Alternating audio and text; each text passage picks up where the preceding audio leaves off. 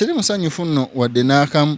newankubadde siri so aggressive mu kwogera nakuleekaanira waggulu naye nina ennyiike y'amaanyi naye okunenya tukuzaayo eri gavumenti yaffe abantu abo baba tebasobodde kuwa Isma nga ssente ng'akyali mulamu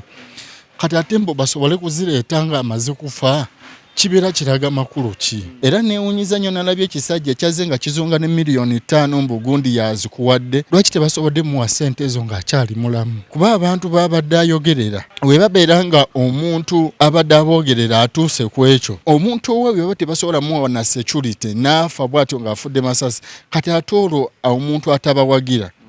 oba omuntu ataboogerera kyo kigenda beera kitya President Museveni gwe tusinga onnenyeza buli kimu nti ebintu bye bakola ebintu byogenda nga bakubakuba abantu security kubanga yagikulira webanga emulemye okubeera nga asobola controllinga nga ba gunmen basobola obeerawo ne batambula n'emmundu nga basobola okuba abantu kati ate sawa eno taata wa Isma amwagaza ki Isma we baamukubidde tekyabaguddeko bugwi nti ku gundi gye yakola ku minisita nti awe bafunye obusungu ne bamukuba kisobola kuba nga kyabadde kitegeke webanga tebasobodde wadde omuprotectinga kati baagala ffeeno tulowooza eki oba tugambe ki okuviira ddala ku nkuba gye baamukubyemu ekyabiitinga mayindi yange saabitegedde waswa si munnamagye tosobola kugamba nti we baakubye Isma ate nayingidde wansi wa steering awo omuntu obeera wakula otyawo omuntu asobola okuweta n'oyingira mu steering wansi naye ne we banaatuwa ripooti tugenda kukola ki we banaagituwa ate era ng'olaba n'ebintu byonna bingi bye badde banoonyereza teriyo ripooti yali efulumye naye kale ne we naaba efulumye kati tukole ki naye weebeera nga kaadawayo tesobola muwa bukuumi bumala munaye tebagenda kututta tumalawo ne we banaakola batya kuba bo basi balungi ate tebaswala tebalina nsonyi baswaza buswaza twagala ku making sure nti all unfinished business zalese tuzigusa naye Isma tubadde so close kwegamba yannumye nnyo tukyali mu maziga nabiwoobe oluvannyuma lw'okuba nti nno omu ku basajja empagiruwaga wano mu ggwanga Uganda bwe kituuka ku internet Isma Olaxes Abotodde munange yatuvudde ku maaso olunaku olwabadde olw'Saturday ekiro oluvannyuma lw'okuba nti nno yakubiddwa amasasi abasajja oba abantu abatategeerekeka era nga olunaku lw'ejjo twakutuusizaako updates wano ku media ku nziika n'engeri gye twawerekedde muganda waffe okuba nti nno ate mukubako eriiso evvannyuma. Makona Brian is my name era nga nkola ne Charlie wange Masembe ffe twasalawo okuba nti wano tukuwa buli kimu ekyetaagisa okuba nti omanya ate naddala updates ezigwa mu ggwanga Uganda wamu n'emirwano naddala entertainment oba oliawo politics tumugenda kitono naye ate nga naye tumukuweereza olunaku lw'olwaleero tunoonyeza ku muganda waffe fe abamu oba abasinga gwe bamanyi nga tubonge omukulu ono y'omu ku babadde basinga okukolagana nnyo ne Isma Olaxes era nga bwe kituuka mu business okuba nti zisiga langi n'ebintu ebirala badde bakolagana nnyo nga ba Luganda so tugenda kuba twogera mu kko naye atubuulire eddiyo yasemba okwogera mu kko naye okumulaba biki ebigambo ebyamugambibwa oba oliawo tusobola n'okumanya ki oba ogwe okumanya nnyo kyobadde tumanyise bwe tukwaniriza siri bulungi. Assalamu alaikum. Alaikum assalamu wa rahmatullahi wa barakatuh. Embeera tugiraba ya biwoobe na maziga gwenga gwe omuntu nga tetunaba kutuuka kweyanjulira bantu oli otyo muli just ngezaako holdinga maziga butajja kubanga yembeera mwendi si ya mulembe wadde n'akamu. Abasinga bakumanyi nga tubonge amanyi amatufu bampita Muhammad Musa. Era ng'okola biki? Nkola ebintu bingi naye okusingira ddala ndi inginiya. Yes. Isma Olaxes obadde omumanyi otya mwasisinkana mutya? Badde mumanyidde mu biti nga nti abadde nga muganda wange abadde mukwano gwange nnyo nga tulinga abaafuuka ab'Oluganda abadde koligi wange tubadde tukola wamu. Olunaku lwasooka okusanga Isma Olaxes olujjukira? Esebo lwali lutyawo musanga wa mwali kuki? Isma Olaxes wamala nabeera okusooka nali faaniwe nga akyali Sweden kuba wetandika okukola blogging e Sweden yamukolayoko katono ebiseera byakalulu ebyajjira n'akomawo wano. Amala okukomawo tuyingira akalulu nga tubeerako mu followinga. Amaliriza akalulu nga bw'omanyi bagamba nti oba abantu babeera mu kiri nti babloga mubeeraawo mukwasama mwogera bino mugira biri temulina budde bukola musabiriza. Isma n'akaminga up with an idea. Yeah. N'agamba nina okutandikawo ekintu oba yandibadde nga fallback position kyensobola okukola kuba kati ebyobululu biwedde njasigala nga byogerako n'eterinnyo kati kyengenda funayo. Nasalawo kunoonya plan B. Nasalawo noonya plan B. Ya coming up with Comba Construction. Kati Comba Construction wagira aina waliwo gayo omulala gwe yali naye erinnya linvudde mu mutwe. Yali amuyambako bagwe baali boogera naye ne bagenda ne bagulawo company. Naye ng'oli gayi talina idea yonna ku bya paint. Yali talina manyo. Yali talina manyo. Just Makdo yalinga gwakubiriwe. Era n'ennamba mu kusooka twasookanga kozesa ya Makdo nga tanafuna namba ya Uganda. Naye waliwo gayi omulala ne baregisteringa company eyo. Naye nga just kyekintu bakitaddewo nga kugamba nti fallback position naye nga idea yali ntono. Naddala eyo oli gayi nga naye Isma nga ayinako idea. Yasinga okubona idea ndozaawo. Nooli. Ye yali ayinako okusinga idea naye kati engeri Isma gye yali aludde nga taliwo tamanyi system ya Uganda tamanyi ebintu omanyi ng'ovudde Uganda naye gwo omwaka gumu ogenda okudda nga mulimuko ebikyusekyuseemu n'amutwala ne baregisteringa company. Kati officially tutandika okukola ne Isma Olaxes mutayizo oba mulinda nga Farida amaze okumukyaza kumwasuze mutya. Oba ojjukira gundi eyo. Yes, mugamba Isma twali twogeddeko naye okusinziira nategedde nti olina gundi construction company naye biri bitya kuba nandyetaaze tukole ffenna. Nangamba kale katulabe. Namusanga nga bakakolayo omulimu gumu bagenda ku nnyumba ya mama wa Shibaga Kato mu kyalo eyo. Bangamba ennyumba eyo yali ya mama wa Shibaga Kato. Construction nga bakola biki? Bagira amasannyalaze Comba Construction tuba kasito ulyako ekigambo construction kiba kitegeeza anything concerning with the construction tukikola. Yes, oba tubadde nga tukikola. Katukoolo baaliyo nga bali mu kusiiga. Yes, nga bali mu kusiiga. Ne mugamba nze nina obumanyirivu naye already namusanga agiregisterinze. Ne mugamba nina obumanyirivu mu mbeera bweti ne bweti nali ntambuddeko nali nkubyeko ku kyeyo. Mmanyi ensiiga y'ewabweru n'eya wano tebikwatagana. Ne mugamba nga onabeera successful mu construction company no gy'otandise weetaagako omuntu ali e Uganda naye nze ndi wano ndi ready kolagane. N'agamba okay. Kati ne tutandika okukola. Tulina ennyumba gye twasooka okufuna yali officially mutandikidde ddala okuba nti mukola business wamu. Naye nga tebinajjamu biwandiiko. Ebiwandiiko bikyuka luvannyuma. Mwasooka kukola on man's agreement. Yeah, just gentleman's agreement nga tukola bukozi ne tugabana akasente ne tugira. Kati ennyumba eyo gye twafuna gye twasooka okukolako yali oba gye twasooka okootinga yali ya musajja mu Take. Yali ya Munnayuganda naye ng'abeera Take. Kati malo kola quotation kuba ebyembalirira yali tabigira bulungi. Yes. Tabimanyi bulungi. Yes. Okay, mu company era oluvannyuma twazuula kuba tulina ebyasooka era n'ebisooka ne bitutawanyamu. Ne tumala ne tutuula ku mmeeza ne twetereeza ne tumanya nti gwosobola kino na kino na kino nange nsobola kino na kino we'd muleniyo okole kino nange nkole kino tutambule ng'abantu. So nengenda nenkola quotation. Mbana akagimutwalire Nigeria. Ajamisi oba yagamba Yasin na mukubira simu namugamba waliwo omulimu. Waliwo ku kizimba okwenyini kuliko omuzikiti gwo mulimu gwe twatandikira ddala okukola. Omuzikiti oguli waggulu. Yes, era nebazanya ajamisi okubeera nti yatuwa omulimu ogwo gwe twatandikirawo. By the way ne mu mbeera eno kati eriwo kuba simanyi kyakuzaako. Naye ate abadde patroni waffe mu company tubadde nga tuwabula mu bintu bingi nga newembeera nze mbadde sitera nnyo okgendayo naye nga Isma adda n'ambuulira kyekibaddeyo era ngenda kumunoonyaako ngende njogeremuko naye Haji Amisi abadde patron waffe atubuulira wano tubadde nga tumukubira ku nduulu Haji nga quotation tuziwayo naye tezitambula nagezaako babuulirira n'ababuulira nti kati wano mulabika quotation muziteeka waggulu musooke muzikakkanyimuuko mugenda funa emirimu kampani we n'atandika okugira mujja tereeza akabeeyi okuba nti nno mwatandika bizinensi eno ne Isma Olaxes byatambula bitya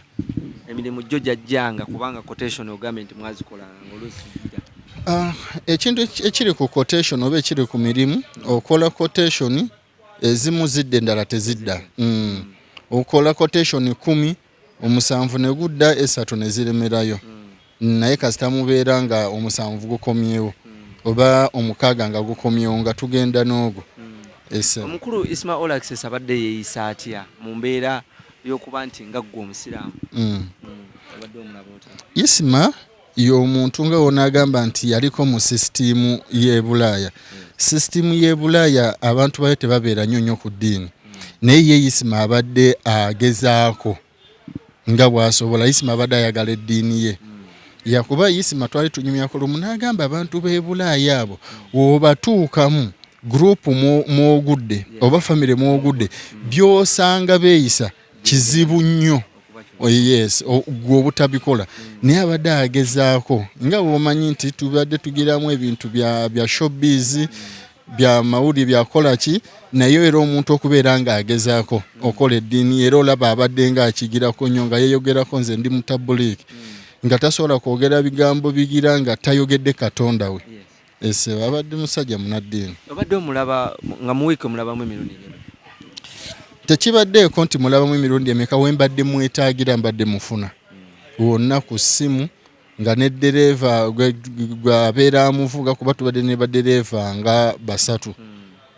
wabaddewo n'owokuna naye nga ye tatera nnyo gwe twasookera ddala naye ne kate we byajjamu distance nga ye asula mu nnyonyo ng'ate Isma ali Kyanja distance neegira kati ne wasigalawo abo ab'okumpi nga be bamuvuga twogere ku mbeera eriwo kubanga ebizze byogerwa nga bingi nga bigamba nti oba oli awo abamuwa drone be bamuwa ne driver amubaddeko amuvuga kituufu ekintu ekyo nakiwulidde nange ne kinnuma ate kinnumira ddala kuba nina ebigambo by'empulira ebitakwatagana ku Isma ate nga nze abadde muli cross nyonga mumanyi ng'ogyeko life eno eya showbiz oba life gyabaddemu ey'okublogging eya TV eyaki naye nga life eri personal ngimanyi naye omuntu gwe bagamba mbu baali bamuwa munnamagye kuba nawulidde pengipengi ng'akyogera nti yali avuga tanka mawulire si matuufu ekituufu kyekiriwa nti Waswa si munnamagye simanya bayinza okuba nga yabadde misinformed about guy ono Waswa newankubadde waliwo nga womanyi nti kati embeera gye tulimu nzibu abantu buli omu ayogera kiki buli omu ayogera kyasanze oyinza obutanenya nnyo bantu kuba bali shocked yes okuba nti nno Isma Olaxes Ebyaama gwenga gwe wabadde luddawa byansanze Bukesa wabaddeyoko kagundi ke twabadde kuba nabadde nayogeddeko naye emisana nga twafunye kuba emirimu gye tubadde tusinga okukola tubadde tukola mirimu gyaba muva Bulaaya YouTube zabeerako TV kwabeera gundi ye ku Facebook kuba abantu abasinga okwettanira social media bantu bali wabweru wa Uganda agalanga bebagira n'agamba Isma mulaba nga nsobola gira kuba mulimu oli gwabadde agamba kuba tubadde twatandika system ne mugamba Isma omanyi binene ebintu era nga we twatandika ekintu kyaffe nti abantu bano mufo ky'okuddaawo okulowooza kuba luli blogger abadde nga nti blogger wojja n'omuwaana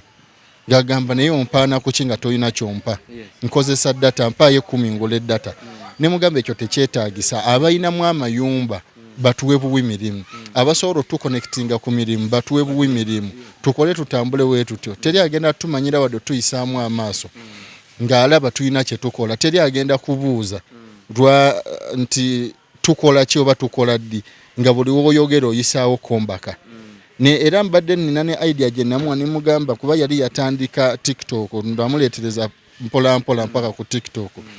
ne mugamba kati ne wabeerawo gundi yatandika okuddukanya account ye ne mugamba buli muntu yenna goja akujjako interview fuba okulaba ng'oyogera ku kampani yaffe ng'ojjeko wali wabadde singa ogyogererako ku maca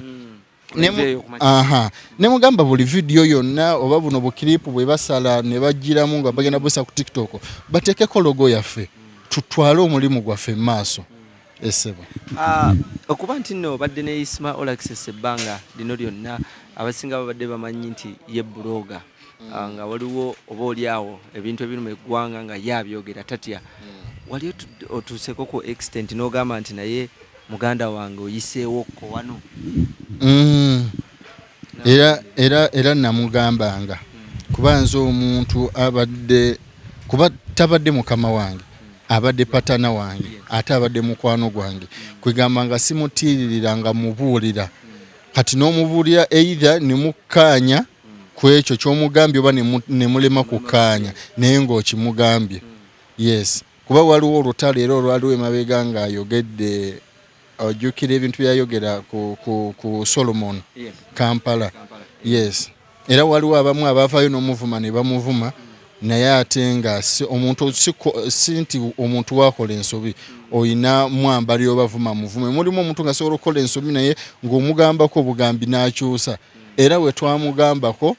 yagezaako okugera era n'olaba nga kimulumye n'omuluma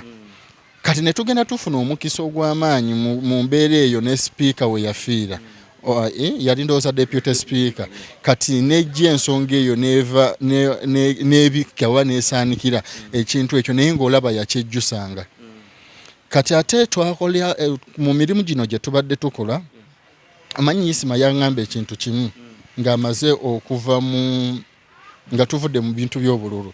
nangamba muganda wange ekituufu tetugenda kufuna ssente za NRM teriyo wadde ekikumi Isma kye yali afunye mu NRM nti NRM yekimuwadde nangamba mu 7 teri wadde ekikumi kye tugenda mufunako kuba bamusuubiza ssente enfunda eziwera nga tebamuwa mu kusookera ddala bamusuubiza emitwalo gya dola aga yafuna byoya byanswa teyafuna wadde n'ekikumi era nangamba kye tusobola okukola tufe byokulaba abantu bano nga tubajja mu bujja mirimu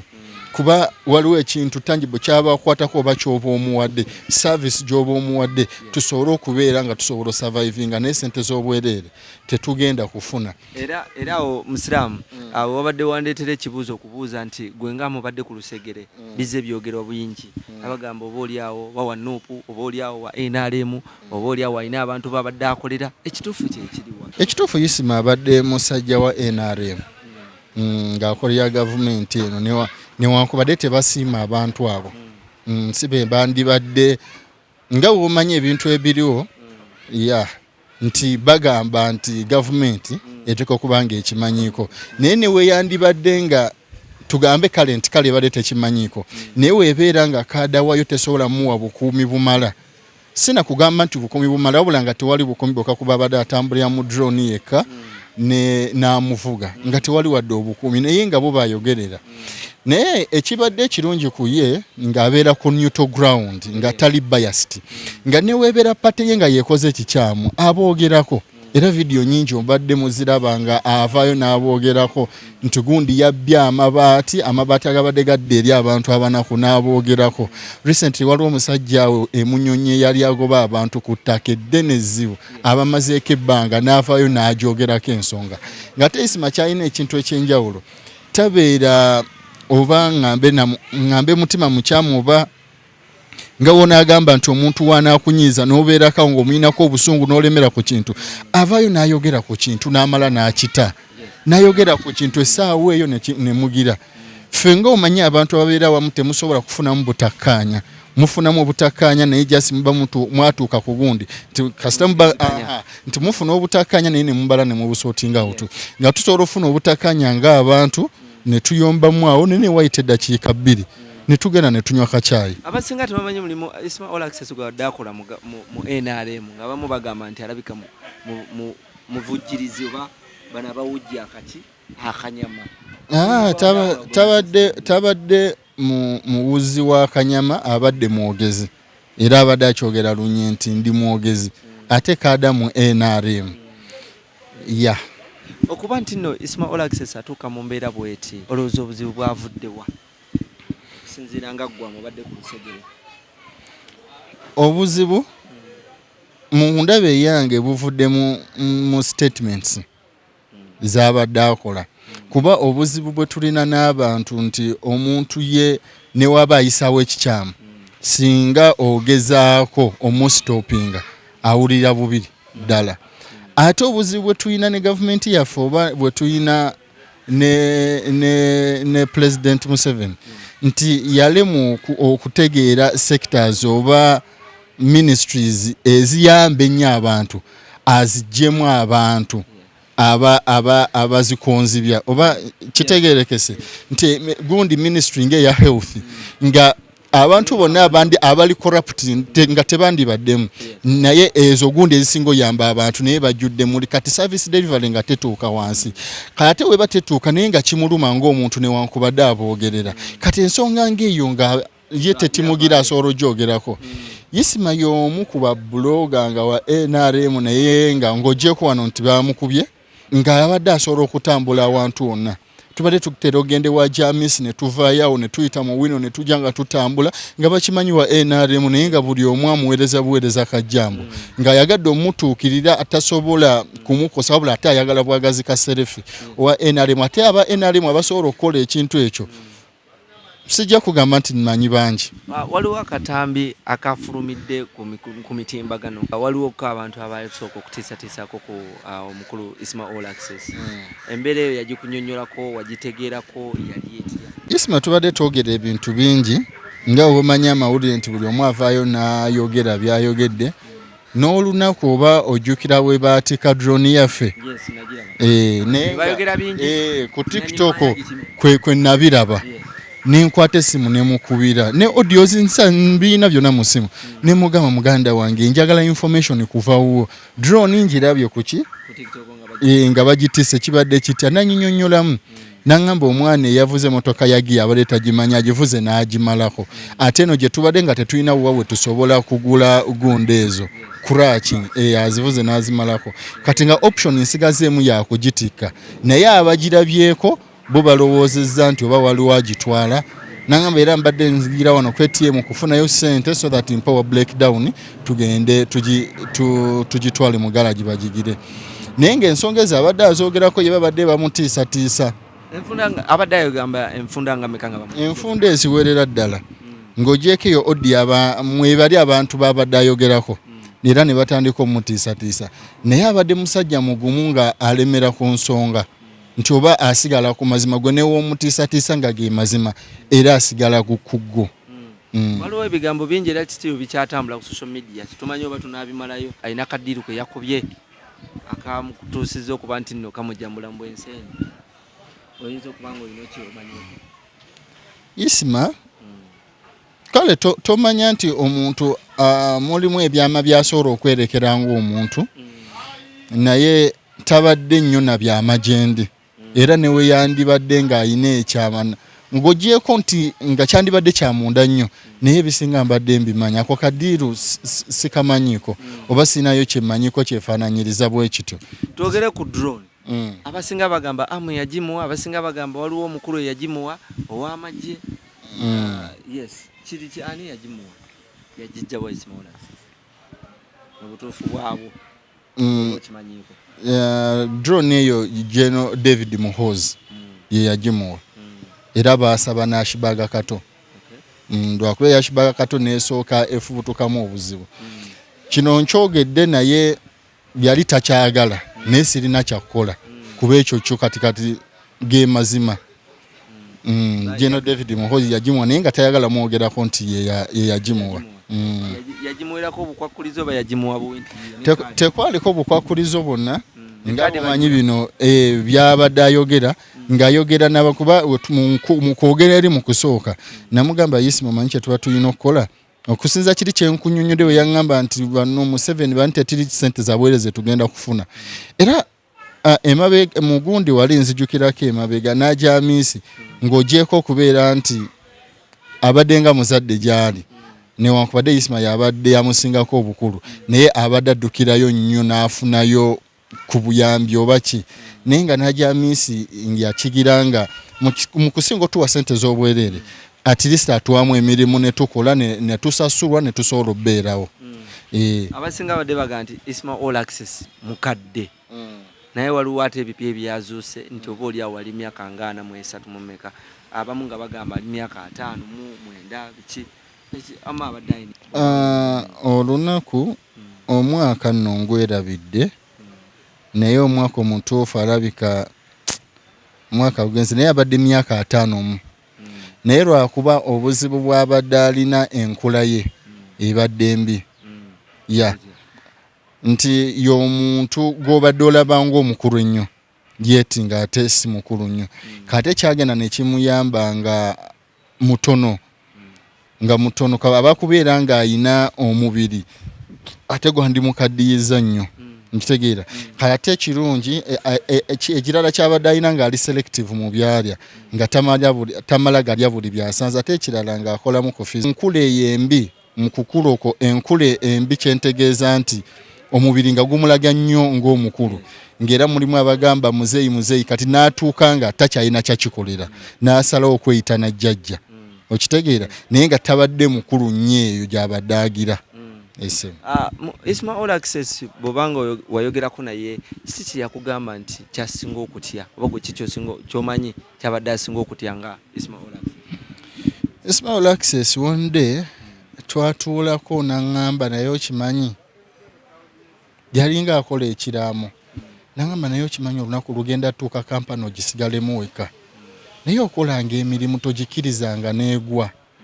eyo okolanga emirimu abantu n'osigala ng'obasavinga ate ekirala n'osigala babadde ba benefitinga mu kampani yaffe ne basigalamu nga ba benefitinga abakozi ababadde bakola gye tugula ebintu gye tukola kyo kuba ne bali babadde baafuka part of us nga tusobola n'ogenda ne twewolayo ebintu naye yaŋŋamba nkimanyi olunaku lugenda keera bansi be teyaŋŋamba kufa naye yaŋŋamba nkimanyi bagenda kunkuba eruzira banteeka eyo nvundira eyo naye osigalanga n'okwasaganya ebyo ebisoboka ebinaabanga byembadde nkola nga tobirinaako busobozi kati mulimu ensonga nga zo za famire mulimu ensonga nga zibadde ku paati eri ey'okubloginga ebyo bigiranga naye kati ffe mu field mwe tukwataganira. Ate ekyokubiri omanyi nze nina ekintu kimu ngendera ku lugero oba mu njogera eri egamba nti never meet your hero because you ojja kubeera disappointed.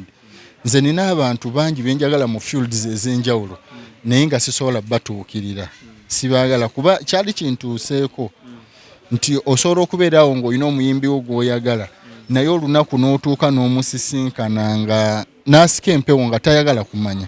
naye ate nga gwe n'omufiirako. So nina abantu bangi nnyo benjagala naye nga sibalaga ne wemba musisinkanye sisaba na selfie sikola ki mulaba bulabye ne manya nti gundi namulabako ne kiggweeraawo. Naye kati Isma we twatandika okolagana ne Isma kuba Isma ng'ogyeko ebya construction gye twatandikira n'okuyingira obwa blog otandika okubloginga byonna neebuuzanga ku ye ne mbitegeera oluvannyuma nenkwatagana ne Nelson Bukenya Media naye n'atandika okumpisaamu mba njagala bloginga nkola ntya naye natuuka ne mmanya nti nze ndi director mu Kombaka ate ndi partner nti ndi ng'ogyeko okubeera director nze operations manager. So kati nengamba operations manager nina kubeera nga ntuukiriza obuvunaanyizibwa bwange muga mu company. Ate Isma ng'alina life eno ng'ogyeko ey'okola emirimu ng'alina life eri ey'okubloginga ng'ayagala nnyo tubeere ffenna. Ne mugamba naye omanyi ekintu kino tekijja kunkolera. Njagala gw'obeera nga tuli mu mirimu tusisinkane tubeere emirimu. W'obeera mu life ye eri ey'okubloginga eyoyo life ndala saagala kugibeeramu. Okitegeera. So era kyova olaba nti ebiseera ebisinga obadde tondaba nnyo naye nga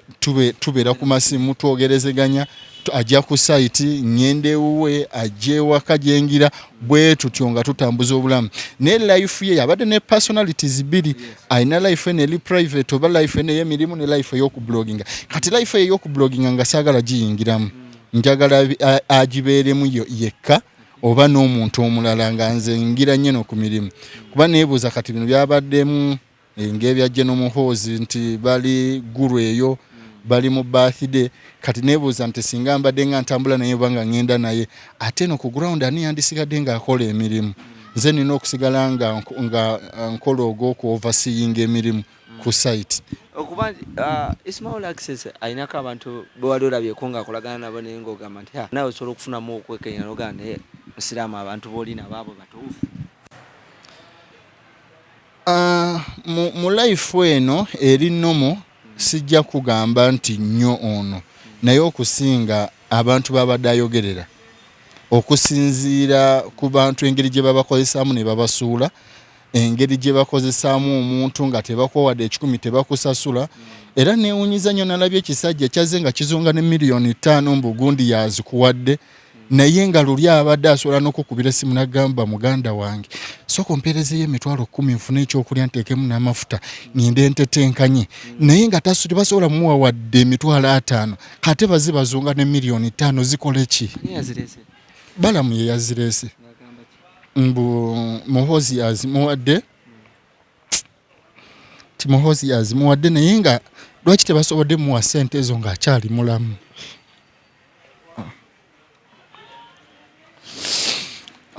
abantu abo baba tebasobodde kuwayizima nga ssente ng'akyali mulamu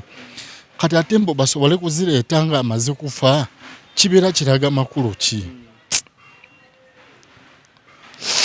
era we nagambidde nti Uganda wano tetuli safe nga babbulogo oba n'abantu abalala kuba abantu babadde ayogerera we babeera nga omuntu abadde aboogerera atuuse ku ekyo kuba saagala kisimbako nnyo ssira kuba saalabye yamukubye saalabye yamukubye naye ate teriyo civilian abeera na mundu be babeera nazo weba nga tebasobodde wadde omuprotectinga kati baagala ffe eno tulowooza eki oba tugambe ki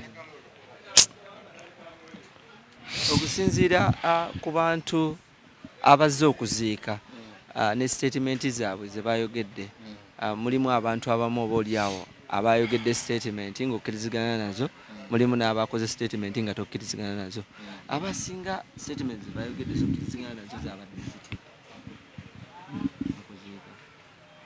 sirina nnyo statement gye nja kugamba nti eno nzikiriziganya nayo oba sikkiriziganya nayo naye okuviira ddala ku nkuba gye baamukubyemu ekyabiitinga mayindi yange saabitegedde ku ddereeva gwe babadde naye era weewaafu butuse kirirumbu ye kyeyabadde agamba mbu oli munnamagye oba yabadde amanyi ku lukwe luno kuba bano abantu kye balina tosobola kukola nabo ddiro ate nawe ne bakulekawo ddereeva ono naye abakubanga ali mu kintu ekyo naye babadde bamutwaliramu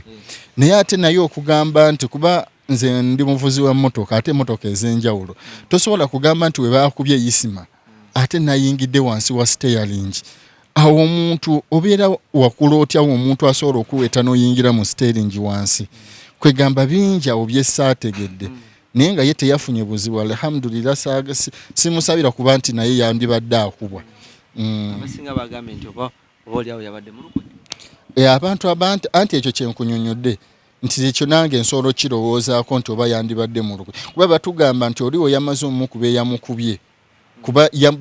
bagamba yamukubidde mu close range emundu gye yamukubisizza simanyi saabaddeyo naye okusinziira ebyogerwa nti sawundi y'amasasi agamukubiddwa amayitirivu abantu abagawulidde babadde batono so ate we yamaze omukuba najja naggulawo n'oluggi akebere gwakubye oba gwakubye akoze eki afudde kati awo neddereeva waswa we yasitulidde omutwe n'amutunuulira ati ne bagasimbagana naye era ye teyamugizeeko n'akwata ekkubo n'agenda nga eimu ye nnene yabadde yakukuba ichuli yakukuba Isma so kati nebibeera awo nga saabitegedde naye ate era mu butabitegeera byange era nga sirina kyakukola wakoze live nga olaga obutali bumativu bwo wagirabye sebo taata wangambe wakoze live nabakugira nabadde ku TikTok kiro nga mpulira obusungu nga nina ennaku nga nina ennyiike okuva lwe baakuba Isma ekiro siddangamu kulya kintu mpaka kati nywa bunywi nina obulumi bw'amaanyi nti olaba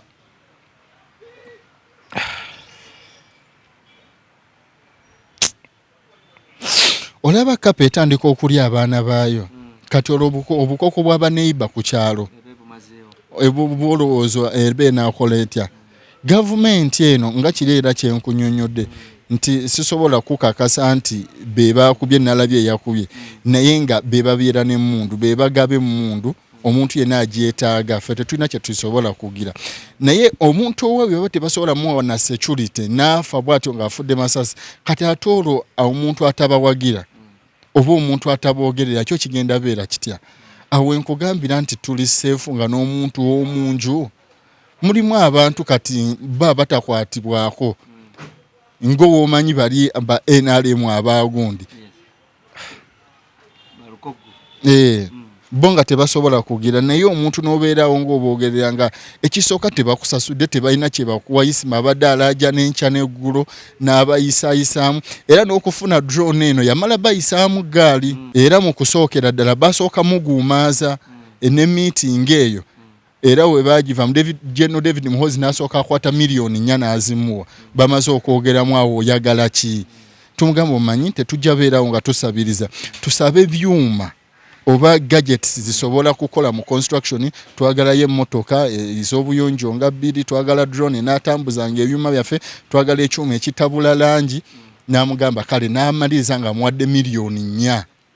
nkitegeera n'atambula n'agenda n'amugamba drone ejja kujja nini bamuguumaza ne bamulekaawo we yakitegeera nti bamusirwaliddemu n'addamu n'abookyamu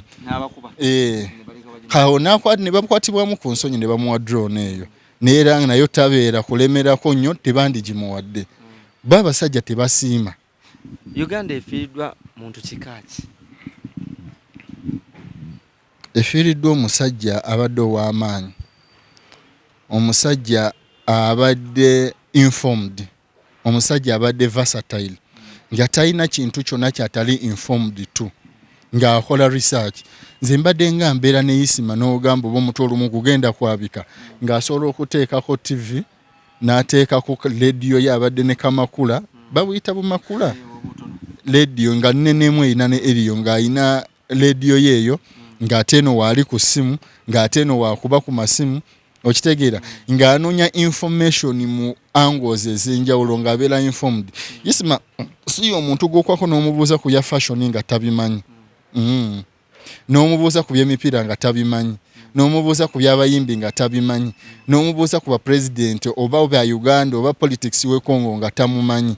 At least asobola okubeera nga takimanya 100% naye at least 40 oba 50. Fiiriddwa omuntu oba tufunye eddibu ddene nnyo ku social media ye Uganda. Tetugenda kuzzaawo omuntu alinga oyo. Era ku bantu omu ku be nali neegomba nga nzija mu blogging oba nzija ku media ye Frank Gashumba y'omu ku ba pioneers abatandika ekintu kino bwe tubadde tujja twegomba naye yamusalutingidde n'agamba Isma kyabadde akola nange nga sobola kikola naye ate nga Isma naye yeegomba nga Gashumba naye ng'akolaga ate Isma kyabadde akola sisobola kikola kabeere penge yatendeka Isma abadde ku level nga ne penge tomusembeza wali Isma abadde kintu kirala era twafiiriddwa ekintu ky'amaanyi nnyo. Ojjako kuba nti no Isma ayina bazadde be ne family ayina abantu abadde alabirira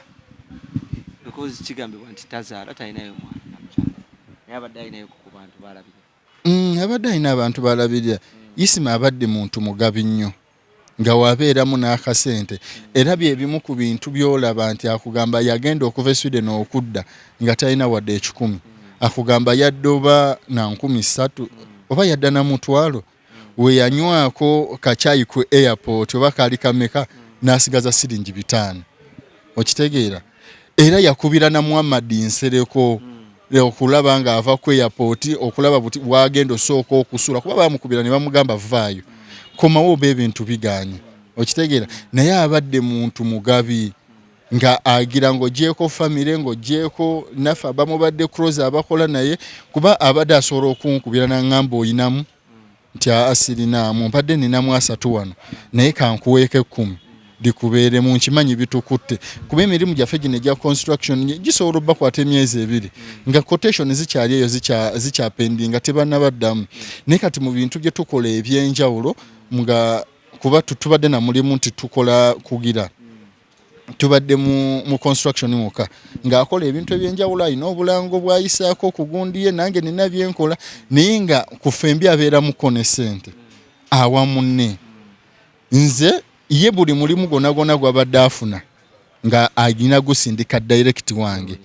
nga nze nina ogukootinga ne mara ogukootinga ne ngukola naye ku nkolagana kwe tubadde twatuuka n'okwagalagana gye tubadde twagalanamu nga ate nze nga nsobola ofuna emirimu n'atamanya kubanga yenze singa mbanga mfunye kuba nange nanga company ate nanga tugenda otandika okolagana nga nina be nali nkolera naye ku nkolagana gye tubadde tukolagana nga sisobola kukola mulimu newe mba ngufunye tamanyi nesimuwa nesigira so kati gwe osigaddewa mu mbeera eno kubanga omukulu Isma Olaxes omugenzi mwoyo gwe mukama agumuze kisa akulamuze kisa alenga abadde mpajiruwaga mbulamu abadde mpajiruwaga nnyo kuba muyigiddeko ebintu bingi mulabiddeko ebintu bingi nina n'ebintu bingi byenjize nga sibiyize ku ye naye ate nga mbiyize ku mikwano gye nga wenatandika okukolagana naye nenkolagana ne Bukenya media mbako byenjigira ku Bukenya media naye nga ate Bukenya media namulabira kwani ku Isma okitegeera kwegamba njize ebintu bingi ku ye Isma y'omuntu anjigiriza ebintu bingi nti munsi eno ng'onaakolagana n'abantu tolina beera nnyo na excuses nnyo nnyingi enkuba tekulemesanga kutuuka wantu olina obeera prepared era mu kusooka wali nga sinnafuna mmotoka wentambulira nagula rain jacket yange nengulayo ekipale nengula gamboots nga nze oli ne wampita okukola quotation ng'enkuba etonya nga nteekako butesi n'entambula so nga luli ate naddanga mu nnyumba nti kanjirinde empaka wenaakola ki wenaacha nanjigiriza ekintu kye bayita time management yes nze kizibu omuntu okunkubira ne mu disappointing making sure nnyo nti at least musooka wetubaera nga twateesezo sisinkana ate era just in case when failing nga nayiga ekintu kye bayita communication singa onkubira esimu nga mbadde nfubutuka ku Jinja Road ne basooka ebitala ne bitukwata kuba bwayinako omukyalo omukanada eyankubira ngende era nga Isma yansindiseeyo kati Museveni ng'agenda kutambula ne batukwata for almost 2 hours ne kasana tuuka ebitala ne bikwata ne mukubira ne mugamba mbadde ntambudde in time naye jamu ankute president agenda ayita bankwatidde mu bitala so simanyi budde bwe ngenda vaawo naye obanga olina kyobadde okolaawo osobola ogiranga okola nga wentuuka oba obadde tolinanga osobola okuŋumiikiriza ntuuke ebyo byonna bibanga tebisoboka then nga twarranginga olunaku olulala so byonna nga mbiyigidde ku Isma byonna tubyogedde musiraamu naye embeera eno wali ogisuubira okutuukawo okusinziira ku mbeera Isma gyayitira embeera gyabaddemu ebigambo byabadde akozesa ku social media handles ze ebigambo byabadde akozesa ye ng'omuntu abadde agisuubira abadde akisuubira okusinziira ku byabadde ayogera naye ate nga gabadde ayogera ge mazima era twagala ku making sure nti all unfinished business zalese tuzigusa tuzigusa unfinished business zonna zalese nga teziwedde tugenda zigusa ogenda kutandikira Isma wakomye awo ndwakuba nti nze nina obuzibumu olwokuba nti Isma ye yali yanjigiriza nayagala okusooka otandika obloginga we natandika okulagana ne Isma ate nensooka neninnyamu neŋŋamba kati engeri gye ndi n'omusomesa kansooke nzire ebbali malo gaininga oba nkiyite ntya guidance okuva gyali concerning this blogging nensooka nzire ebbali kati ate ng'era sitera nnyo okwogera nga ntera nnyo ogera naye mbadde ntandise butandisi nga ndi mu kubloginga naye njagala nnyo okukola ekintu ekiri professional ate twesanga mu kiseera we twatandikira ne Uganda Bloggers Association nagamba tuyina okuva mu ebintu ebiri cheap ennyo kankweyo omutwalo onvumire gundi tutandika okukola ebintu ebinaatuyamba to building a market ng'ofunye numbers oba okusobodde n'ofuna endorsement naye nga tofuna nti gundi kankuweyo omutwalo nvumira gundi kampemule gundi. Okuba nti nno ogambye nti mugenda kutandikira Isma waakomye mu bulamu bwammwe mubuleseewa because tetumanyi akyajje Isma mu bulamu bw'ensi eno oba kye yakoze omunaabyewala munaye tebagenda tutta tumalawo, tebajja tutta tumalawo ne we banaakola batya kuba bo basi balungi ate tebaswala tebalina nsonyi baswaza buswaza bwe baba nga basa omuntu owaabwe obanga tebasobola protecting omuntu owaabwe ate tugenda kugirawo singa twali batiitizi we bati oba singa abantu baali batiitizi we bati kati kansekembeka ekintu kimu kyenkugamba ebigambo bingi ebyogerwa ku Bobi Wine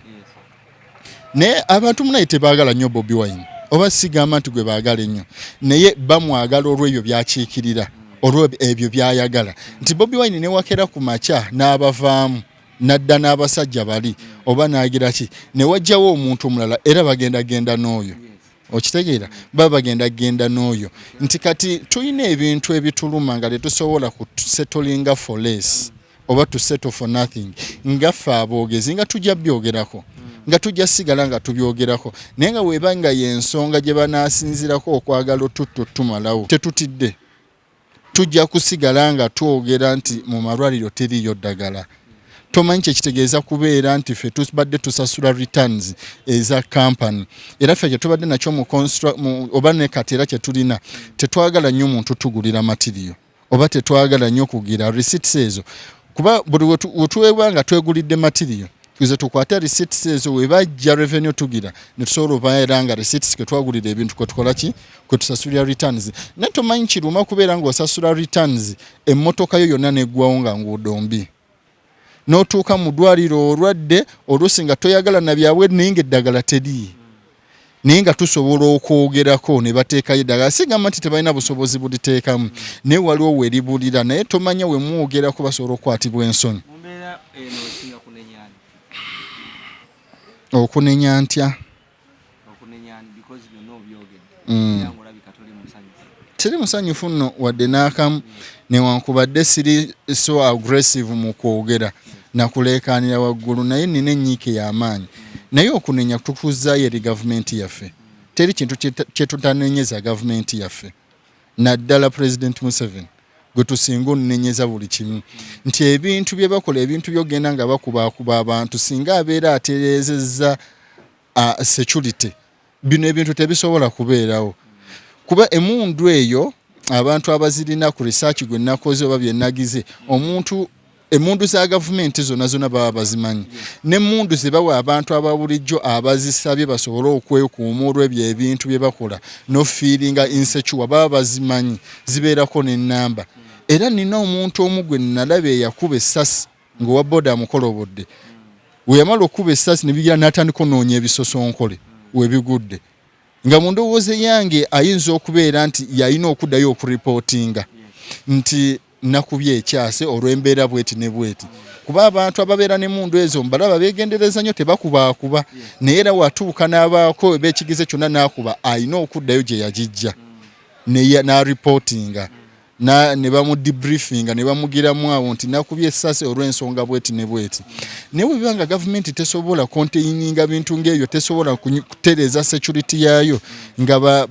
bagunmen basobola okubeera eyo nga bakozesa emundu nga we baagala tuyinza kunenya ani era okuleka okunenya bo. Yes. Family ya Isma yeri etya muzeyi wa Isma tabuliki gyali era njagala kuddayo kumulabako olwaleero mbadde sinaddayoko njagala funa time ngendeyo kuba naye yakomyewo bwe twamaze oteekayo muganda wange ne tumulekayo eyo twakomyewo naye yakomyewo naye nga njagala kwatagana wamu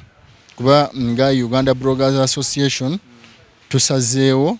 nti tugenda kuba oli abadde president waffe wadde tubadde tugenda yingira kalulu naye abadde akyaliko nga ekisanja kye tekinnaggwerako ddala mpaka nga bamaze okulonda kati tugenda kwekuŋŋaanyaamu kye tunaaba tusobodde tukoleyo shopping tukwateyo n'akasente akakalu tugende wa muzeeyi. Yes, kati nina n'abantu abamu abadde bankubira amasimu ne baŋŋamba nti tugenda kutika amabugo ogatwale otwaleyo ewa muzeeyi essebo.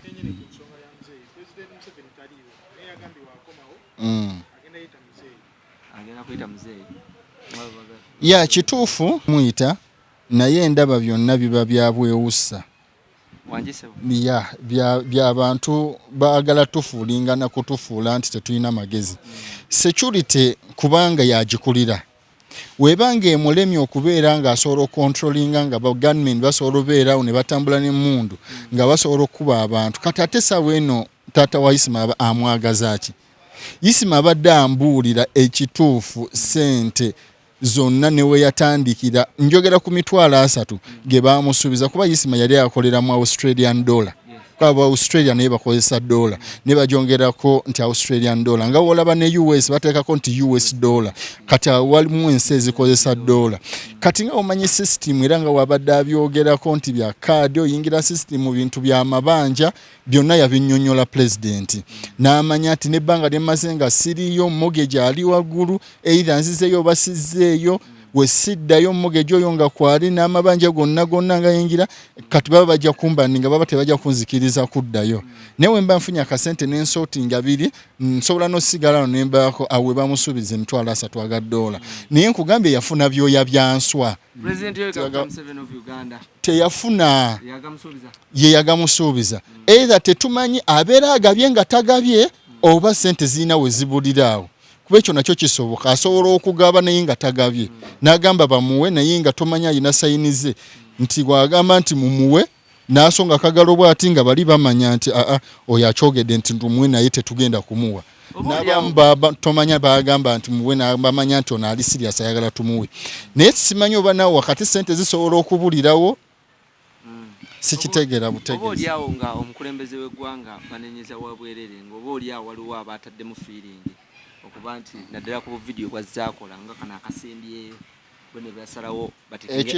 action. Ekituufu kiri nti abantu abasinga bye bigambo bye basinga okwogera nti mu bigambo ebingi Isma byayogedde ne statement zaakoze ez'enjawulo nti statement oba gundi gye yakola ku ministone yakafa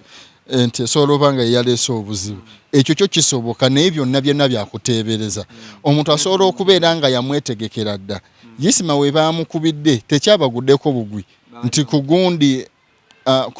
gye yakola ku minisita nti awe baafunye obusungu ne bamukuba. Kisobola kuba nga kyabadde kitegeke oli n'amanya nti nyenda mugwira cover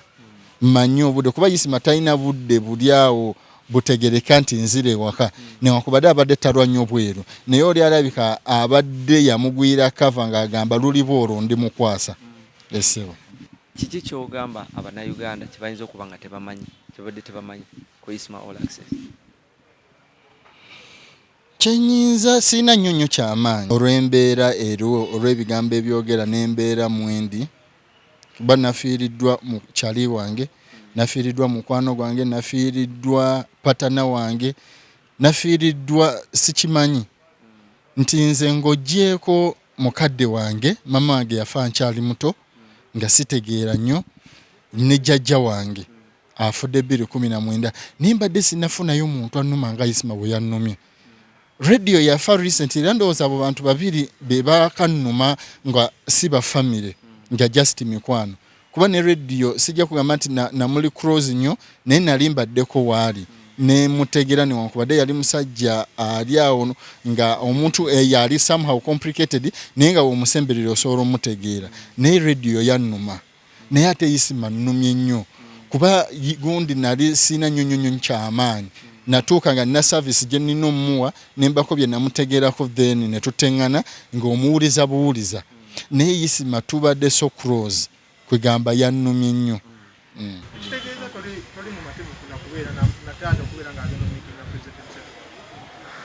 Taata yayina we yatuuse n'aguma talina kyakkola kubeera ebigambo bye nayogedde ne taata n'aŋŋamba abantu boogera ebintu bingi batuwe ripooti batuwe eki naye ne we banaatuwa ripooti tugenda kukola ki we banaagituwa ate era ng'olaba n'ebintu byonna bingi bye badde banoonyereza teriyo ripooti yali efulumye naye kale ne we naaba efulumye kati tukole ki okusinziira ku mbeera we banaatugamba nti gundi yeyagize tumukole ki kati obutali bumativu waffe bote tuli bamativu naye nga era wembitunuulira tetulina kye tugenda kukola wano tetuli mu settlinga for less tugenda ba to settlinga for nothing naye nga taata wabeera asazeewo n'agamba nti kagenda alabe President Museveni simuyinaako buzibu sinza agamba nti kyakola tekiriiyo naye era nga nze sijja kugamba nti kyekiri awo ekinsanyusa ennyo ogenda olaba President Museveni. Yes, sir.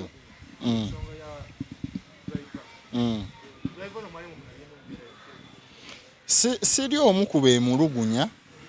yakuba mbadde simuyinamu buzibu bwonna tubadde nga twogerezeganya bulungi nga wenkubira Isma essimu nga Isma sisobodde mukwasanga gwenkubira n'amunfunira nga twogerezeganya bulungi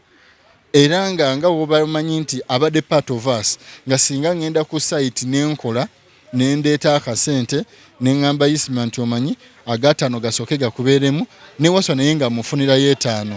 nga mufunirayo 10 akasente akaba kaliwo n'omufunirayo ekyesatu nagamba sirina mu airtime nga mukwano gwaffe simuyinaamu kinyiza kugamba nti bwe buzibu buno bwe mumanyimu naye okusinziira ku bigambo ebitambula n'embeera gye bagamba statement ze bakola we bamukubidde yereeta embeera y'okutandika okwebuuza ebintu ebingi kino kiri bikusobera nasemba okwogerezeganya naye kasita baamala okuba kavidiyo akasooka okutambula ke baakwata waliwo abamu advise nga agende ku polisi reporting n'agenda ate ndowooza ne bamusigaza mu custody ya polisi kati ate the following day we twagendedde okuziika nagezezaako okuba essimu ye nga teriiko nengezaako n'okuba eya Isma nga njikuba ndaba oba agirina tobasobola ogikwata naye nga teyitamu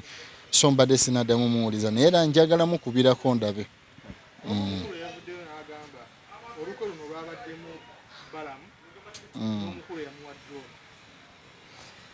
Ebyo ebigambo byonna kati birina okwogerwa okusinziira ku buli omukyalaba naye sisobola kugamba nti ddala ndi konkushuwa nti balamu mumanyi eyabaddemu. Yes, era ne mu gavumenti sisobola kugamba nti gundo oyo gwensongamu naye nkigeneralizingira wamu nti gavumenti yonna kuba oli abadde aboogera abadde abakolera babadde balina okumakinga nti ali safe okumakinga sure nti ali safe security y'okubeera nti bamuwa security kuba abadde mukozi waabwe nga aboogerera nga kibakakatako muwa security mukuume ate era teyandibadde nga munaffe gwe yayogerako kuba ye asobola nosanga omuntu ow'omu kkubo n'amuwa omutwalo kale ate omuntu amuli cruise era waswa mu bintu byonna by'osobola okwogera naye newoba omufunyi tasobola kugamba nti Isma abadde annumya enjala nti oba Isma naye nga womanyi nti talina minisitule gy'abadde akulembera nti obaagira ki naye ate nga ye tayagala kuvuga teyeesembereza kuvuga nga talina sente za mwezi nti buli mwezi muwa ne buli akabeerawo nkozeeyo eno ne muwa n'amuwaako n'agira n'agamba naye yo twafunye akalimu genda wobeera okozeewo nfuneyo akasente ne waswa mufunire aba agenze bamuwadde akakadde nti ayina gundi gyagenda akalango ka endorsement kagenze ng'ayokyayo waswa ng'amuwaayo naye nga tebibadde nti waliwo omusakwa naye talina musala gw'abadde afuna tulina kampani naye it's a startup business. Yes, nga teyina mirimu giryawo nti gy'amaanyi nti tubeera n'emirimu buli lunaku ngawe nagambye nti tusobola n'omala omwezi mulamba nga tuli ku ntebe tetunafunayo mirimu. Esebe omukulu Isma gabadde yeesimbyewo naye yamaze dde okweraliza mwenga mu bammemba okizikanya naye simanyi oba yeerayiza naye waba yeerayiza kibeera kibi ku mbeera eriwo nti tulina sooka kuva mu mbeera enembi embeera eno ey'akazigizigi then tulyoke tulabe era we wanaaba teri muntu yenna mulala ayagala mwesimbako tujja muwa direct agendeko naye nga tekibadde bwe kityo tubadde tugenda yingira kalulu nga waliwo omuntu agenda omwesimbako ate Isma we yafiiridde naye wabeera nga yeerayiza kibeera absurd nnyo. Why? Byonna bikusobera.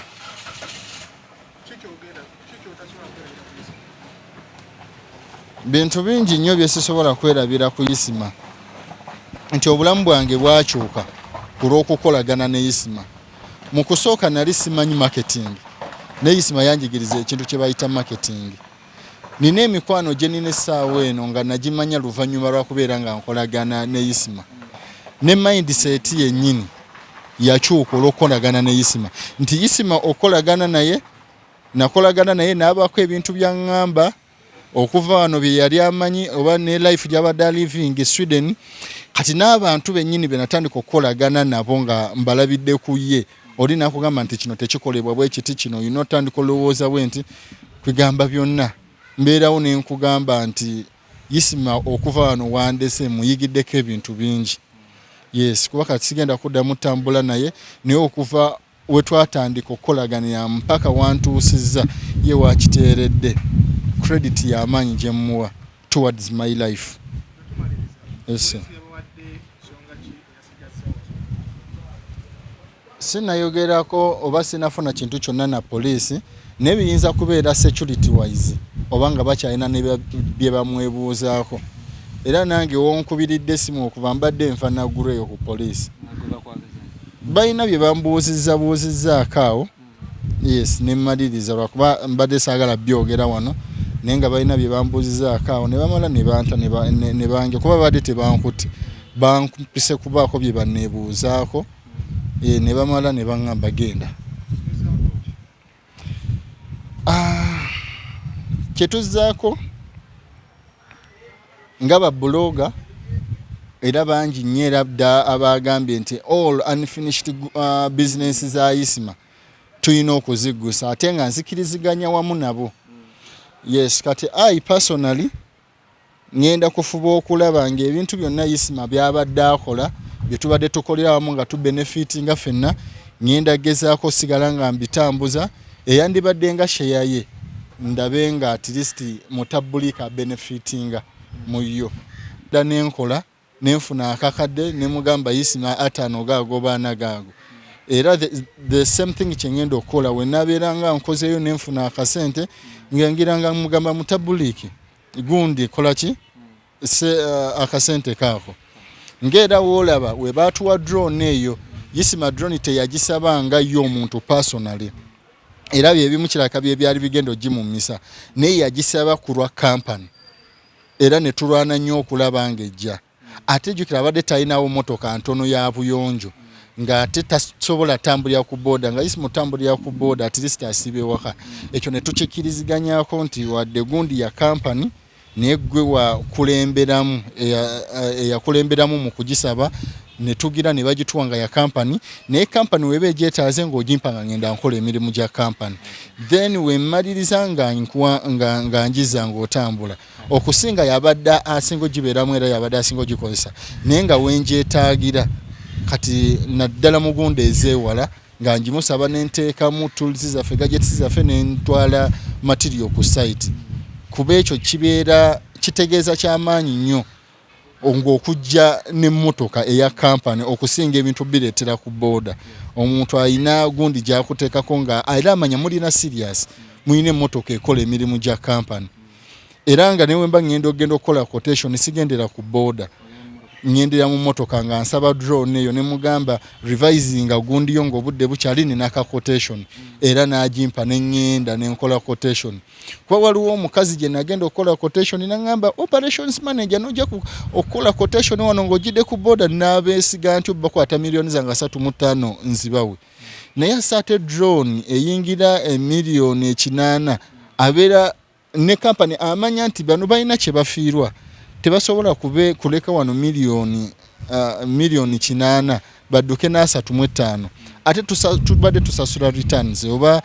nga omanyi company tulina kye tuzimba tulina ebintu bye tutasobola kukola naye yebadde factor y'amaanyi oba key factor okulaba nti smartly addressing code n'emmotoka nga kintu kikulu nnyo. Yes, kati ngenda kusala amagezi gonna genda njogereko ne mutabuliki tulabe kye tuzzaako emirimu engeri gye ngendo sigala nga njikola ne drone kuba drone police yagitutte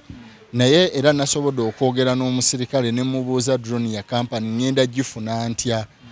kati nangabo ojja kujja n'ebiwandiiko byayo ebijoogerako n'ebya kampani ojja otwala emmotoka eno naye era ne weenaaba emaze ovaayo nina okuddayo ewa mutabuliiki kuba kati talina mwana nti oba omukyala gwe naagamba nti ono gwe tugenda olabirira naye byonna byonna byembala na mutabuliiki nzireyo ewa mutabuliiki nzireyo mubuuze muzeeyi nti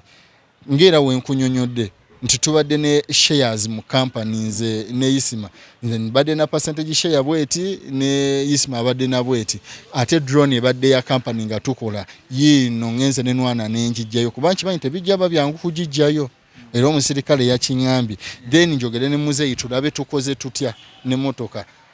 tulabe oba ngisigaze eno nenkola emirimu oba tulabe ekiddako twabadde tuziika esebe kubanga Gashumba yagambye waliwo omukulu Isma gwe yamugambako gw'abanja miliyoni 5 ye mwamuwulizaako tetunaba muwulizaako naye